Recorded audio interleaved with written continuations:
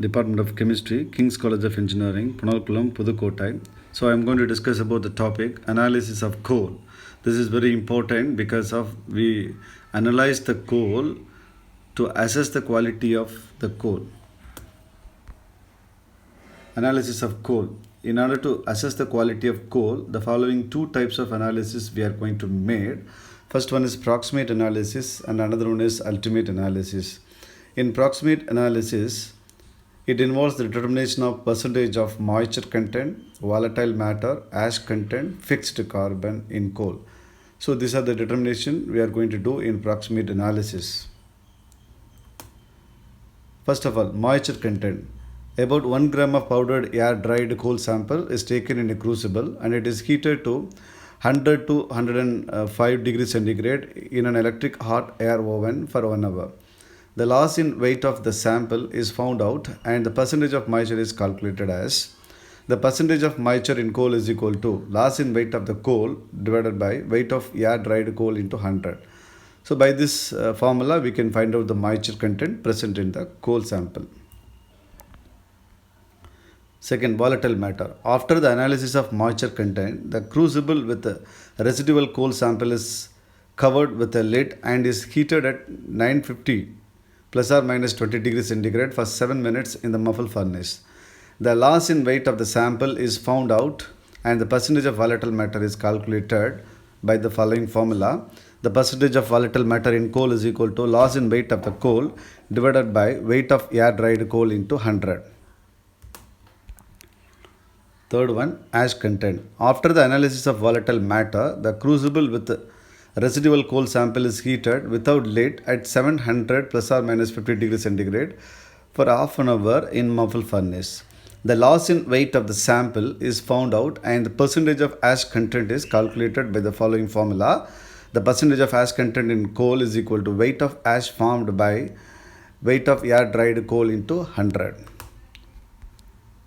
Fourth one, fixed carbon. It is determined by subtracting the sum of total of moisture, volatile and ash content from 100.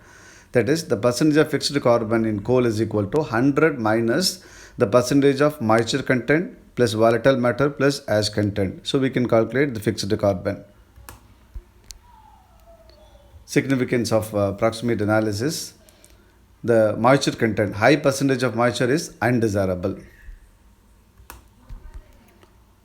Volatile matter. High percentage of volatile matter is undesirable because the volatile matter interfere in calorific value. The calorific value is automatically reduced. And third one, ash content. High percentage of ash content is undesirable because when high percentage of ash we are getting, the calorific value is automatically reduced. Then fixed carbon. High percentage of fixed carbon is desirable because higher the percentage of fixed carbon in coal, greater is its calorific value. That is, the percentage of fixed carbon helping designing the furnace and the shape of the firebox. Then we are moving to next method, ultimate analysis. Why we are doing this ultimate analysis means in proximate analysis we are only finding the percentage of volatile matter, not we are finding particularly for sulfur, how much percentage of sulfur, nitrogen, ash, like that. So therefore we are going for ultimate, that is what we call ultimate analysis. In this analysis we have done carbon and we are determining the percentage of carbon, hydrogen, nitrogen, sulfur, ash, oxygen, etc. First of all, we will see the carbon and hydrogen content. A known amount of coal sample is burnt in current of oxygen in combustion apparatus. The carbon and hydrogen present in the coal sample are converted into carbon dioxide and water respectively according to the following equation. C plus O2, it gives CO2. Then hydrogen plus of O2, it gives H2O. This is the combustion reaction for carbon and hydrogen. The liberated carbon dioxide and H2O vapors are absorbed respectively in KOH and anhydrous calcium chloride tubes of known weights. So the increase in weight of KOH tube is due to the formation of carbon dioxide, while increase in weight of calcium chloride tube is due to the formation of H2O. So from the weights of carbon dioxide and H2O formed, the percentage of carbon and hydrogen present in the coal can be calculated as follows. Then we will see the calculations. This is the reactions, how we are absorbing both the carbon dioxide and water by the help of KOH and calcium chloride. Finally, we will see the formula. What is the formula? Is used to determine the carbon hydrogen, the percentage of carbon and hydrogen. The percentage of carbon in coal is equal to increase in weight of KOH tube divided by weight of coal sample taken into 12 by 44 into 100. So this is the formula which is used to find out the percentage of carbon.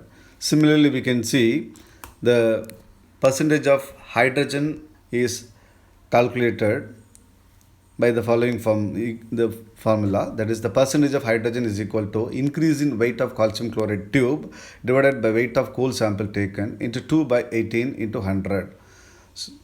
So this is the determination of carbon and hydrogen by an ultimate analysis. Then we move on to nitrogen content. The determination of nitrogen content is carried out by Gelder's method. A known amount of powdered coal sample is heated with a concentrated H2SO4 in presence of potassium sulfate as a catalyst in a long necked flask, that is called Gelder's flask. Nitrogen in the coal is converted into ammonium sulfate, and a clear solution is obtained. The equation is given. So 2N plus 3H2 plus H2SO4 gives ammonium sulfate. The clear solution is then heated with excess of sodium hydroxide, and the liberated ammonia is distilled over and is absorbed in a known volume of standard N by 10 HCl. The equations are given here. Finally, the ammonia is reacting with HCl, it gives ammonium chloride. So the volume of unused N by 10 HCl is then determined by titrating against N by 10 NaOH. Thus, the amount of acid neutralized by the liberated ammonia from coal is determined. So from this, percentage of nitrogen is calculated as follows. There is a calculation. Here, let the weight of coal sample taken m grams, initial volume of N by 10 H is equal to V1 ml. So like this, we are applying and substituting all those things. Finally, we are going to see the formula which is used to find out the percentage of nitrogen.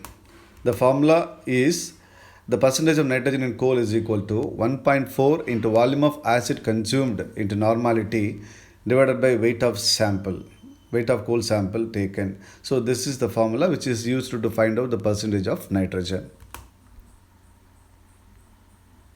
Then we will see sulfur content. A known amount of coal sample is burnt completely in a bomb calorimeter. During this process, sulfur is converted into sulfate, which is extracted with water.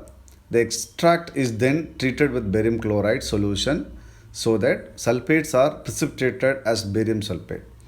The precipitate is filtered, dried and weighed. From the weight of barium sulfate obtained, the sulfur present in the coal is calculated as follows.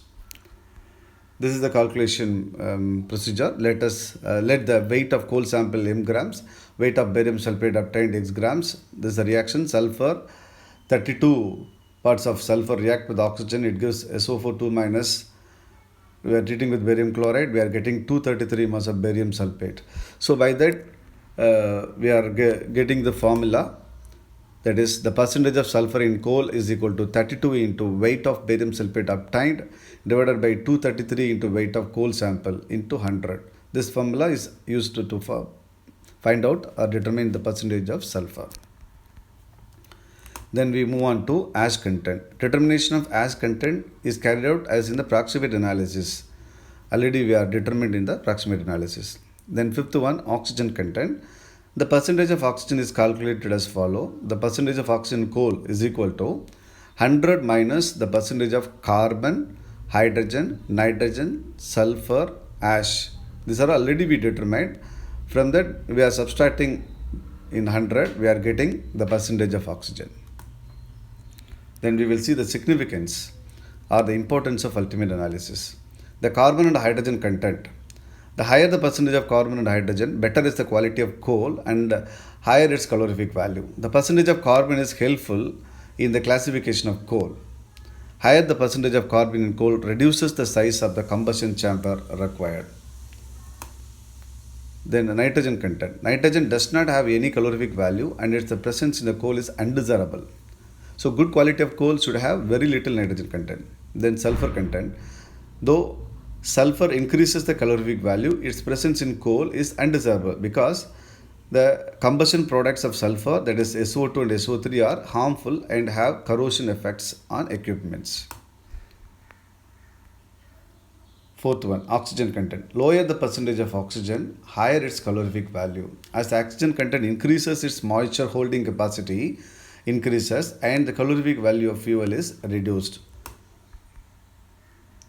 Then finally, we will see the difference between the proximate analysis and ultimate analysis. Proximate analysis involves the determination of physical constructions like moisture, volatile, ash, and fixed carbon content in coal. But in ultimate analysis, it involves the determination of chemical constituents like carbon, hydrogen, nitrogen, and sulfur, and oxygen contents in coal. Second one, in proximate analysis, it gives approximate composition of the main constituent of coal. In ultimate analysis, it gives exact composition of the elementary constituents of coal. This is the difference between proximate and ultimate analysis. Thank you so much. Thank you once again.